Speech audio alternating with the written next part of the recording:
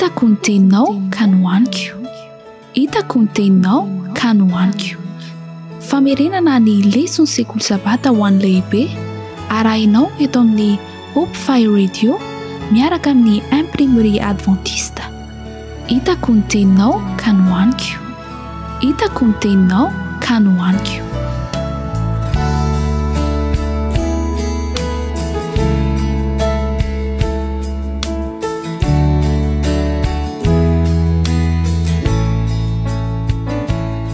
Faly miarabantsika rehetra indray manaraka izao fampitirana lesona fafito izao eto amin'ny Hope Fire Radio. Ny tanjon'izao lesona izao izay nalefa melomo dia mba hanome fatakarana bebe koa ny lesona izay ianarana mandritra ny herinandro antsika rehetra. Ary rehefa tonga ny fotoana famerenana any amin'ny toerana izay voatondra isan'isany dia samy ana ho zaraina avokoa ny mpianatra tsirairay avy. Ny namanareo Dr Jean-Jacques Andriamparany no mitondra ny fampitirana lesona androany. Mialohan'ny hirosotsika an'izany dia mangataka antsika rehetra mba hanondrika ny lohantsika fa hivavaka isika.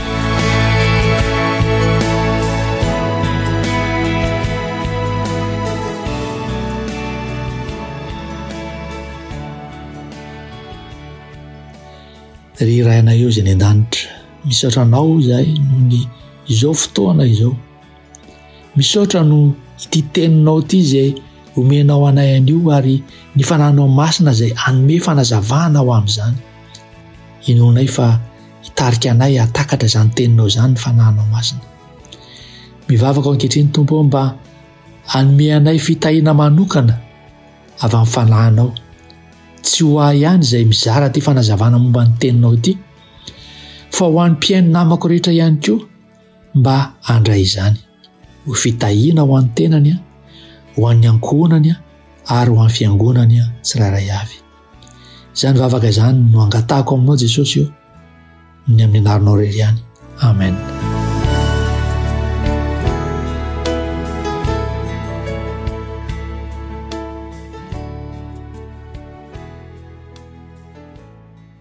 Mbola anatin'ny fianarana ny boky ny Exodosy tsika. Amin'ity indray mitoraka ity tsika dia tonga eo amin'ny lesona fafito. Ny lohateny izany lesona izany dia hoe mofonaina sy ranonaina. Ny tsenjery dia voasoratra ao amin'ny Exodosy 4:20 andininy 7:20 manao hoe: Ary Jehova tamin'i Mosesy, mandra-pahoviana no andavanareo tsy hitandrina ny didiko sy ny lalako. Saino fa Jehova nanome anareo ny sabata. Koa izany no hanomezana anareo mofo ampy ho indroa andro amin'ny fahaenina. Samy mitoetra amin'ny fitoerany avy ianareo, koa aoka tsisy hiala amin'ny fitoerany amin'ny andro fafito. Dia nitsahatra ny olona tamin'ny andro fafito. Exodosy 4:20.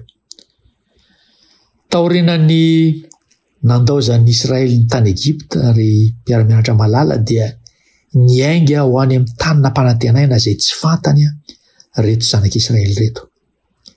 Dia lavitra sady sarotra no niandry azy ireo ary nianatra lesona vaovao marobe izy ireo. Vonona ny hitari-dalana sy azy ireo Andriamanitra ary niriny tokoa ny hanampy azy ireo hitombo, saingy tsy maintsy nianatra fa tsy mpifehezantena izy ireo.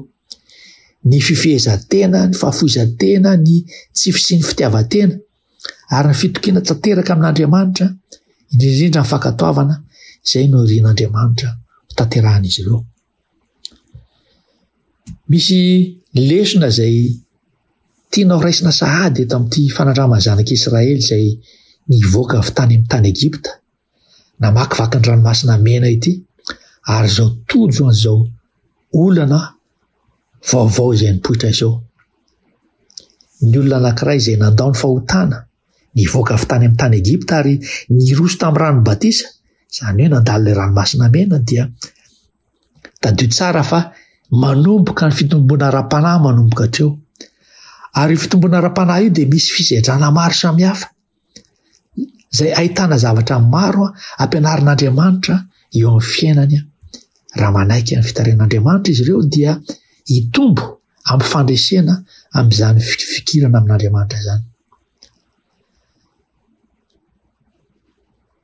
tonga eo amin'ny ampahantantaran'Israely zany tsika zao taorina ny voany avy tany Egypta ho any amin'ny tanina mpanantenaina izay ny fanenany tamin'ireo fanamby voalohany. Mazava ho azy fa efa fanamby lehibe le fandalovana ny ranomasina mena, fa zao kosa dia ireo fahasairana hafa no ny fanehitra taminy.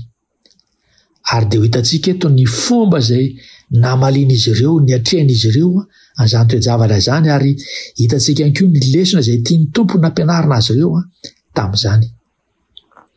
Amin'ity lesona ity tsika ry mpianatra mianatra malala dia hijery toko anankiefatra mifanesy. Ny bokin'ny Exodosy toko 5:12, toko 9:20, toko 7:20 ary ny toko 9:20. Ireo no mitantara ireo olana voalohany sy ny fomba izay ny atrehan'ny zanak'Israely an'izany olana izany. Maro no lesona izay azontsika tsoahana avy amin'izany. Mandritra n'ity lesona ity tsika dia ho zaraintsika telo an'izany lesona izany. Fizarana voalohany dia hoe ny filana ranofo dia sehatry ny ady ara-panahy. Ary dia nylaisintsika tao amin'ny lesona alahady sy alatsinainy izay fizarana voalohany izay.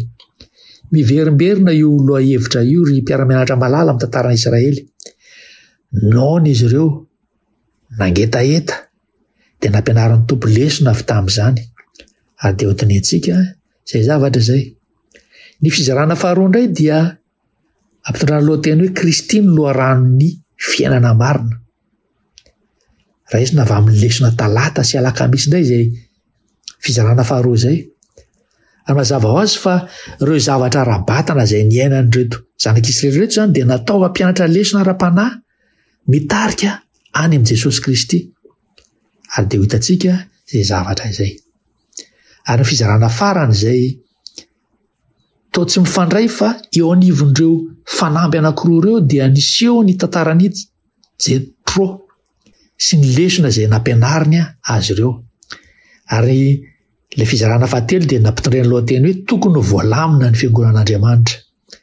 Nilaisina tao amin'ny lesona alarobia izany izay fizarana fahatelo izay. Ary dia ho hitantsika fa ny fiandohan'ny fandaminana voakan'Andriamanitra dia mbola manana lanjany ara-panahy ihany koa antsika amin'izao andro farany izao. Zay zany fampidirana ny lesona. Iroso avy hatrany sika zany eo amin'ny fizarana voalohany amin'izao lesona izao.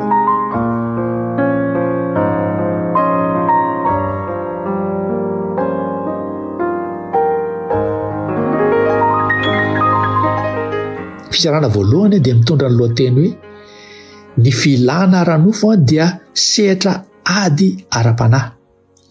Mifototra amin'ny lesona alahady sy alatsinainy zany lesontsika zany. Taorenan'ny fanafahana lehibe avy tany Egypta, ny fanandramana ny ainana, ny ampitana ny ranomasina mena, ary ny fankalazana lehibe ny famonjen'Andriamanitra tamin'ny tanan'ny Farao sy ny tafiny, dia notarehan'Andriamanitra ao any amin'ny tany efitra sora ny zanak'Israely. Ary nivezivezy nandritra ny 3 andro tany amin'izany tany efitra izany nefa tsy nahita rano. Nahita rano ihany nefa izy ireo no ny farany, kanefa nisy olana dia izao nangidy ilay rano. Ary izay nahatonga ilay anaran'ilay toerana hoe Mara. Teo no ny atrehan'ny Israelita fitsapana hafa ny amin'ny fitokisana an'Andriamanitra. Talohan'io fitsapana io dia natoky tsara an'Andriamanitra reto vahoaka Israelita reto rehefa avy ny ampita ny ranomasina mena sy nahita ny farisean'ny Farao sy ireo miaramilany. Moa ve izy ireo anohy hijanona eo amin'ny lalan'ny fitokisana tanteraka an'Andriamanitra, miaraka amin'ny fihetsika mahatoky ny mpitarika azy? Tokony ho voarakitra ao an-tsain'izy ireo avokoa izay rehetra nitranga tamin'ny andro lasa teo iny. Voaherinandro lasa izay zavatra izay no niseho. Ho tsarovana ireo ve ny fitarihan'Andriamanitra rehefa hiatrika ny fahasarotana eo amin'ny fiainana indray izy ireo? Raha mieritreritra dia maro ireo fakapanazy miseho amin'ny fiainana. Ary maro ny sakana izay apetraka Satana eo amin'ny lalantsika. Nefa ry mpiara-mianatra malala mahagaga fa misy eo matetika ao amin'ny baiboly ny hoe filana ranofo ho toy ny hoe sehatra fototra amin'ny ady ara-panahy. Ohatra, raha jerentsika ohatra ny ady ara-panahy izay voalaza lehibe ao amin'ny soratra masina, dia maro amin'izany no mifantoka amin'ny filana aranofo. Voalohany indrindra, tao amin'ny Saedena, i Adama sy Eva dia resaka filana aranofo no fototra izay olana izay, ilay voankazo voarara. Izao ny fahalambarany Madamo Hoety amin'izay tantara izay eo amin'ny patriarika sy mpaminany hoe ny lesona voalohany mena ny olombelona talohan'ny fahotana dia ny lesona momba ny fifehezantena. Dikan'izay izany tsy foana izany na dia tao amin'ny hoe toe-javatra lavorary toy ny hoe tany Edena aza, tsy foana izany hoe lesona omena ho an'Andriamanitra, apetrak'Andriamanitra ny amin'ny fifehezantena izany. Noho izany izany dia tsy tokony hanaiky foana ny amin'ny zavatra rehetra sika fa mila mifehy-tena, ary izay fipetra-tokana izay no nomena dia hoe aza hohanina, aza hinanana. Kanefa dia teo indrindra ry mpiara-mianatra malala, teo indrindra no ny anjeran'ny olombelona. Rehefa tonga Kristy 4,000 taona tateo aoriana dia nanomboka ny fanompony ampabe-maso izy tamin'ny fitsapahana ilay filana ranofo. Rehefa avy natao batisa izy dia nentin'ny fanatana ny hevitra ary tsy nihinan-kanina nandritra ny 7 andro dia naona. Dia tamin'izay indrindra no nararaotiny Satana nandefasana anazy amin'ny fakapanahy voalohany indrindra dia ilay momba ny sakafo, izany hoe filana ranofo. Voamara amin'ny fitiavana mandresy ihany koa izao teny izao, natao dikateny malalaka tao amin'ny pejy 700 izy amin'ny teny anglisy, dia izao ny dikateny malalaka hoe tamin'ny Kristy toy ny tamin'ny mpivady masina tao Edena, ny filana ranofo no sehatra voalohany fakapanahy lehibe. Tao no nanombohan'ny faravana, ary tao koa no tsy maintsy hanombohan'ny asan'ny fanavotana. Raha tsorina tamin'ny fahalavon'ny Adama dia noho ny fankatoavana ny filana ranofo, fa tamin'ny fandraisan'i Kristy kosa dia noho ny fandavan-tena tamin'izany filana izany. Mazava izany fanambarana izany ry mpiara-mianatra malala. Raha ny marina dia tsy kisendrasendra mihitsy ny hoe tantaran'ny Israely tamin'ny toko 510 momba n'ity rano mangidy ity, sy ny toko 410 momba ny mana sy ny fimenimenoana ny fahatsiarovana n'ilay hena, sy ny toko 710 momba n'ilay tsy fisin-drano ka nasian'Andriamanitra rano miboiboika avy tamin'ny vatolampy. Ireo rehetrarehetra ireo dia mifandray amin'ny filana ranofo avokoa, ary nataon'Andriamanitra manokana mba ho fitsapahana izany. Izao voalaza amin'ny Eksodosy toko 4:4-5 dia milaza hoe indro izao handatsaka mofo avy any an-danitra ho anareo, iza hako toetra azy na handeha hanaraka ny lalako izy na tsy. Ary eo amin'ny Deutéronome toko 9:7 koa rehefa mijery indray ny tantarisika dia izao ny voalaza hoe dia nampanetry-tena anao izy ka namelanao ho noana, dia nanome anao ny mana ho aninao izay tsy fantatrao na ny razanao ampahafantariny anao, fa tsy mofo ihany no veloman'ny olona, fa izay rehetra loaka ny vavan'i Jehovah no veloman'ny olona. Mazava izany ry mpiara-mianatra malala fa tsy hoe Andriamanitra akory tsy hoe tsy te hanome sakafo azy ireo, fa nanana drafitra manokana Andriamanitra mba hampianatra lesona ara-panahy lehibe ho an'ireto vahoaka reto. Dia tsy inona izany fa ny fatokiana sy ny fifehezantena. Izao ny voalazan'ny Madamo Hoety ao amin'ny boky nisoratany amin'ny Tempérance, pejy 470, dikateny malalaka ihany koa ity, nadika amin'ny teny anglisy hoe amin'ny alalan'ny kilasy sy fakapanahy mifandraika amin'ny filana ranofo no azahoan'ny Satana fahombiazana lehibe indrindra. Raha afaka mifehy ny filana ranofo Satana dia afaka mifehy ny olona ray manontolo. Izany no mahatonga azy nanomboka tamin'ny filana ranofo tamin'ny Kristy tao amin'ny efitra rehefa nakafanan'i Kristy. Ary tokony ho tsaroantsika fa tsy resaka sakafo ihany ity resaka filana ranofo ity, fa tafiditra ihany koa ny toaka, ny fidorohana, ny zavatra rehetrarehetra izay mampiditra fahazaran-dratsy amin'ny vatana anatin'ny filana ranofo daholo izany. Mety ho toy ny hoe asa hady kely fotsiny amin'ny resaka hoe tsy te hinan-kena na hinan-kena amin'ny fomba fijerentsika zany, nefa mety ho sakana lehibe amin'ny fankatoavana an'Andriamanitra izay resaka filana ara-nofo izay. Izay zany lesona fizarana voalohany amin'ny lesitsika tamin'iny.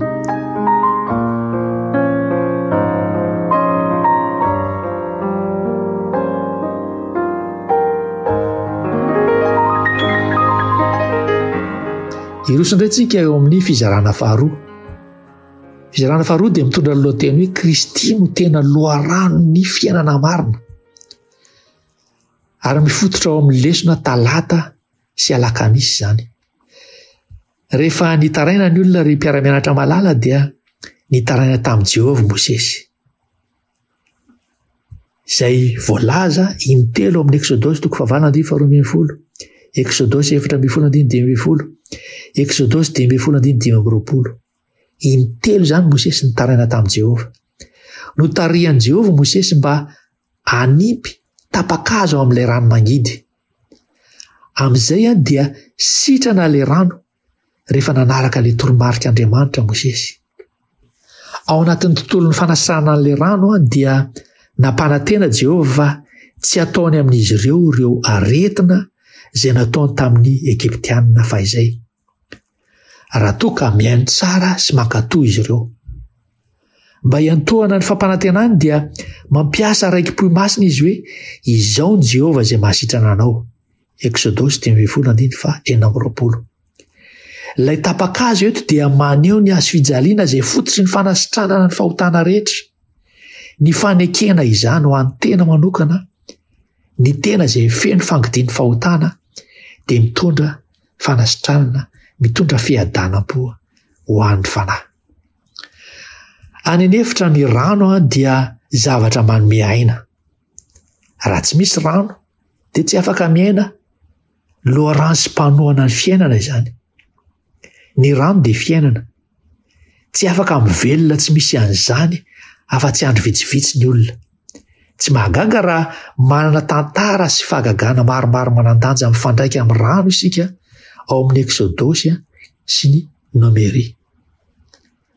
Namaly tamin'ny mpamindrapo ny fitarainan'ny olona ihany koa Jehovah, izay nitaraina fa tsy nanana hena na sakafo hafa izy ireo, izay tsaroany mba nafinaritra ny lelany tamin'izany fotoan'izany tao amin'ny tany Egypta. Ary dia feno fanitaran-kevitra izy ireo nilaza fa hoe lovia feno mitafitafy no nohaniny izy ireo raha mbola andeha tany Egypta izy ireo tao amin'ny lovian'ny Farao. Hositran'izany anefa dia nampananteny Jehovah fa hanome azy ireo mofo avy any an-danitra sy papelika. Ary dia nilaza izy fa amin'ny hariva dia hihinana papelika izy ireo, ary amin'ny maraina kosa mofo avy any an-danitra. Nitranga zany araka ny nambaramarina tokoa izay toe-javatra izay, fa dia nihinan-kena, nihinana papelika izy ireo ary nihinana mofo avy tany an-danitra. Ny nagaga dia izao, ny maraina satria tsy mbola nahita an'izany mana zany mihitsy izy ireo talohan'izao dia nanontany izy ireo inona itony, ary dia raikitra izay no anaran'ilay teny hoe mana, izay no nangalana an'ilay teny hoe mana hoe inona itony. Mazava ho azy fa ny mana sy ny rano avy amin'ny vatolampy dia nanome aina ara-batana. Kanefa nisy lesona lehibe kokoa ry mpiara-mianatra malala hita eto, fa ireo no famantarana manondro an' Jesosy.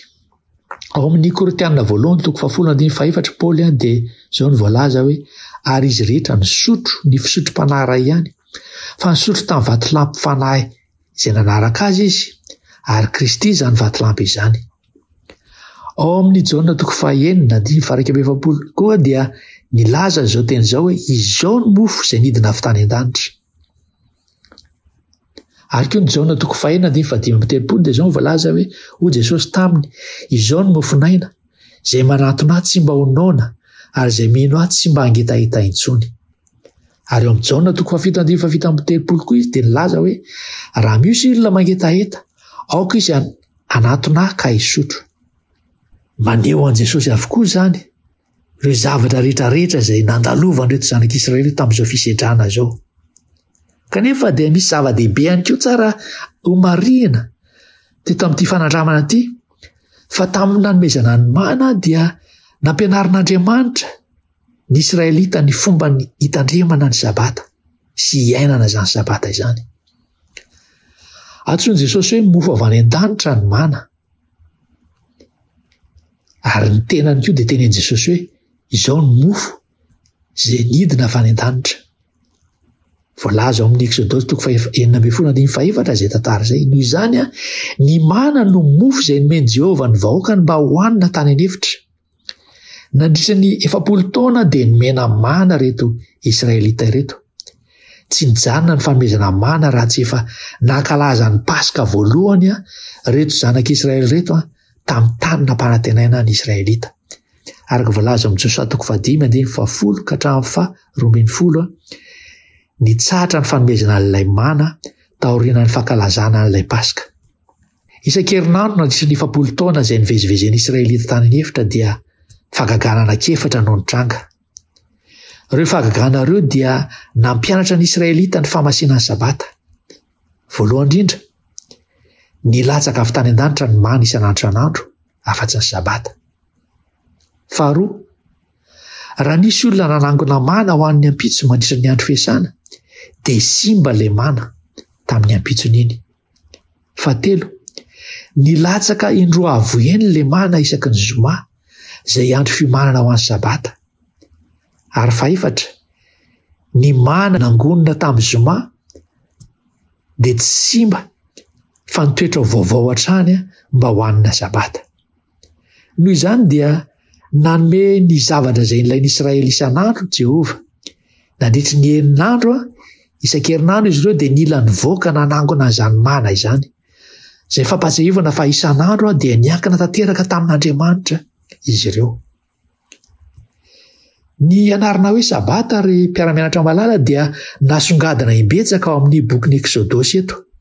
Ary voatonona voalohany ao amin'ny Baiboly ao amin'ny Exodosy 4:13 izay ilazana azy hoe ho fitsaharan'ny sabata na hoe sabata masina ho an'i Jehovah.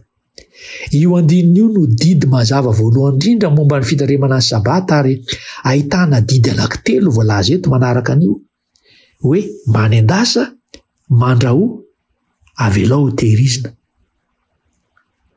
Tokony ankalazaina ny sabata. Mahaliana fa ny andininy 5:20 dia manampy an'ilay didy faefatra izao voalaza zao hoe ano ny mana anio. Mifamatotra akaiky amin'ny fitandremana sabata ilay fihinanana. Ny teny momba ny fotoana hoe anio dia ampiasaina intelo amin'ity andininy ity izay mifandraika amin'ny sabata, ka manasongadina ny fagagana amin'ny fihinanana ny mana amin'ny sabata satria Andriamanitra no manome izany. Ao amin'ny andininy 10:20 dia voalaza fa sabata ho an'i Jehovah izany. Ary ny andininy 11:20 dia manazava fa ny sabata no andro fahafito amin'ny andro herinandro. Ny andininy 30 dia mampifandray ny sabata amin'ny fitsaharana. Izao voalaza hoe koa nitsahatra tamin'ny andro fahafito ny olona. Nisy teny telo fototra izany eto amin'ireo andinin'ireo amin'ny Exodosy 4:13-17 ireo dia izao hoe ny sabata, anio ary hoe fitsaharana. Ireo teny telo ireo, sabata, anio, fitsaharana, dia mifamatotra ihany koa amin'ny Hebreo 4:7-7 izay nosoratan'i Paoly manazava ny hevitra momba ny sabata hoe sabata, anio, fitsaharana. Verimberina izany teny izany. Teo an-tapon'ny tantaran'ny mana, rehefa nivoaka nanangona mana ny olona sasany tamin'ny sabata dia nilaza ny vatan'Andriamanitra. Izao ny voambara. Ajeho Jehovah tamin'i Mosesy, mandra-pahoviana no andavanareo tsy hitandrina ny didiko sy ny lalako. Ampiasain'i Jehovah ny teny hoe manday eto mba hamaritana ny fihetsika ny sitrapo izay nataon'izy ireo. Tokony hianatra izy ireo fa ny sabata dia fanomezana izay no amafisin'ny zavamisy fa Jehovah no nanome ny sakafo azy ireo.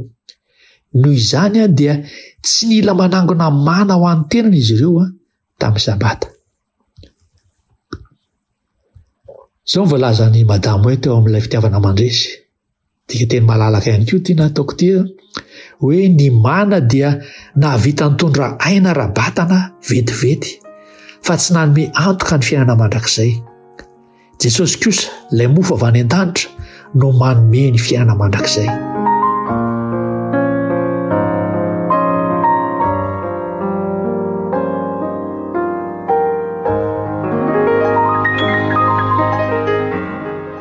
Roso eo amin'ny fizarana fahatelo zany tsika, raha izay no fizarana faharoa. Fizarana fahatelo farany dia mitondra ny lohateny hoe tokony ho voalamina ny fiangonan'Andriamanitra, mifototra amin'ny lesona alarobia izany lesona izany. Ao amin'ny Exodosy 20 rehefa avy nanome sakafo sy rano Andriamanitra dia tonga tany Jetro rafoziny i Mosesy. Ary dia nahita ny Mosesy Jetro mitsangana mitsara ny vahoaka hatramin'ny maraina ka hatramin'ny hariva. Dio Jetro, tsy tsara zao ataonao zao. Nataon'ny Mosesy tsara ny fampianarana lalàn'Andriamanitra sy ny fitsarana ny olana isan-karazany. Nefany tsy nataony ny nanofana sy nandamina ny olona mba handray andraikitra. Nampiresehan'ny Jetro rafozany izy mba hisafidy olona mendrika hanampy azy ary hizara andraikitra sy handamina ny vahoaka. Madamo hoe ihany koa tena nanao izao fanambarana izao ao amin'ny Acts of the Apostles hoe ny fiangonana dia nokasain'Andriamanitra ho fitaovana hitondra filazantsara, nalamina izy ho amin'ny fanompoana. Ao amin'ny Review on the Herald ihany koa tamin'ny 20 Oktobra 1905 dia izao ny voalaza hoe tsy voatendry hanome fitahiana ny korontana sy ny tsy fandaminana ny anjely. Tsy afaka miasa ho antsika soamantsara izy ireo raha tsy misy ny filaminana sy ny firendrana.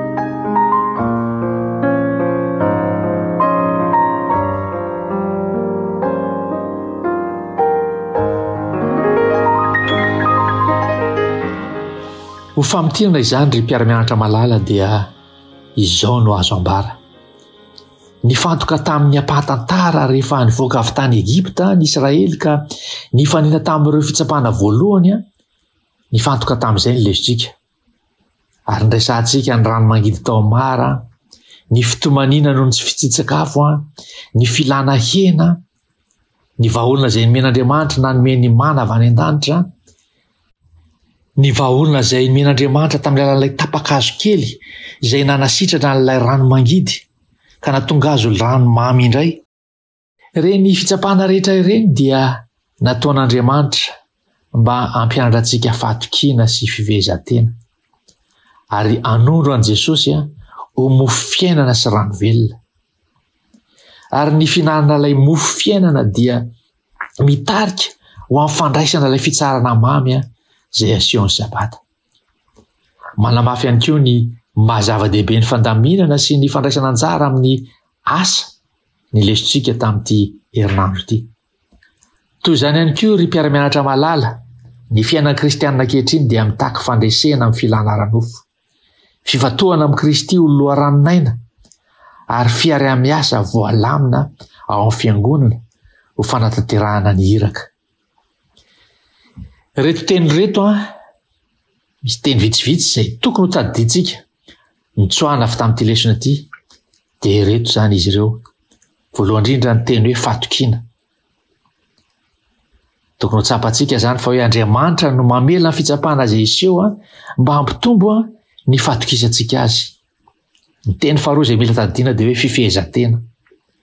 Ny fandresena amin'ny filana ara-nofo izay fototry ny fandresena rehetrarehetra izay no novoizin'ny lesitsika tamin'ity anio ity.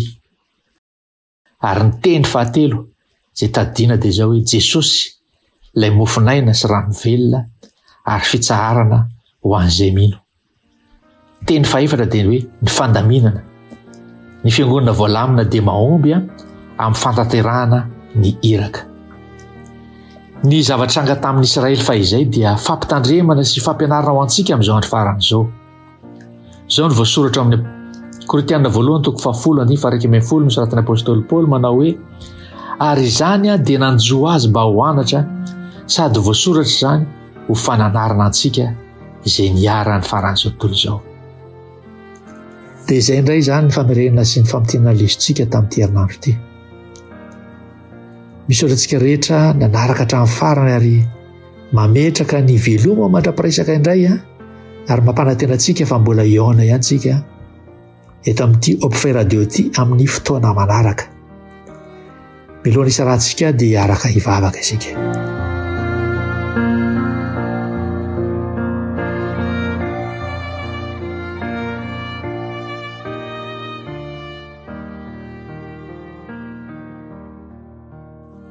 Riraina eo izay ny an-danitra, misaotra anao izay noho izany famarinana lehibe izay menao anay izany. Ampio izay Jesosy eo mba andresy ny filana ranofo rehetra eo amin'ny fiainanay izay fitaovana ampiasain'ny Satana andresena anay izany zavatra izany. Ampio koa izay Jesosy malalo mba anao fanandramana isan'andro san'andro. Iaina le mofo avy any an-danitra dia niteninao izany Jesosy eo ary ametraka anao loharano miboiboika ty amin'ny fiainanay, amin'ny fanatsehanao sy ny fikasihanao ny fiainanay isan'andro san'andro, amin'ny fanomezanao ny fananao masina eo amin'ny fiainanay isan'andro san'andro. Manantena izay Tompo, manantena fa ny andro fiainanay sisa rehetra dia andro anomezanay fatokinanao tanteraka, andro izay anomezanay fianteherana tanteraka aminao fa tsy fiteherana amin'ny sitraponay. Manantena anao izay Tompo mba hitahanay ianao, hanome anay ny fandresena fa tonoa izao vavaka izao amin'ny anaran'i Jesosy. Amen.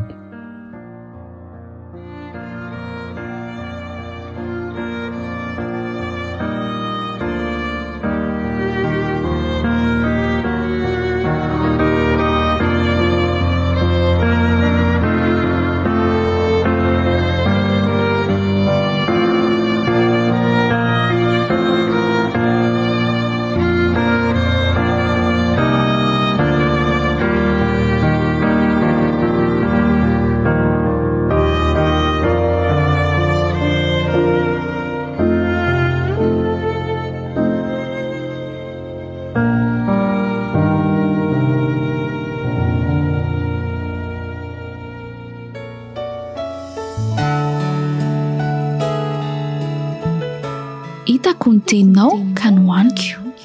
Hitako ny teninao ka nohaniko. Famerenana ny lesona sekoly sabata ho an'ny lehibe arahinao eto amin'ny Hope Radio miaraka amin'ny imprimerie adventiste. Hitako ny teninao ka nohaniko. Hitako ny teninao ka nohaniko.